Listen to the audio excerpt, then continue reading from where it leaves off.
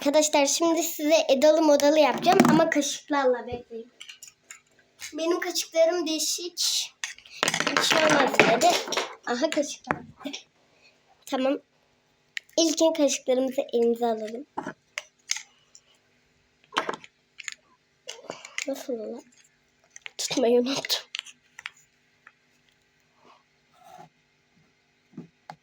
Bir dakika. Bu heyecana hazır mısın? FIFA World Cup 2026 finali New York, New Jersey'de. Finale kiminle gideceksin? En yaratıcı daveti yap kazan. Futbol duayenleri ve marka temsilcilerinden oluşan jüri başvurularını bekliyor. Buradan ben şarkımı açıyorum. 3, 4.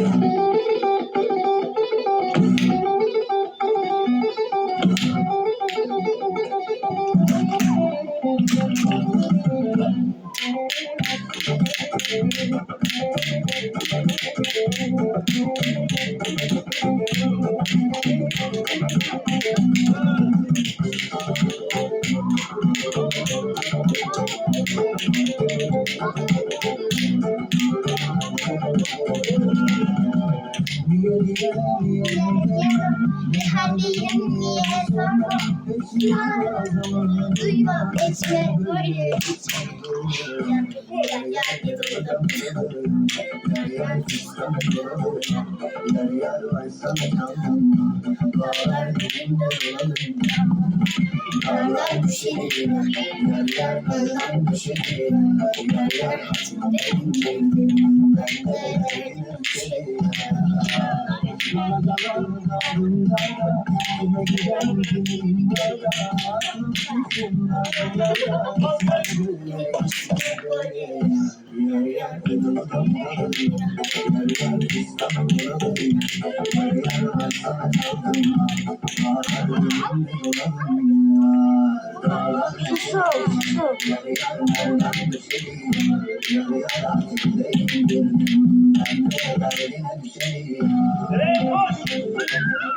Bye bye.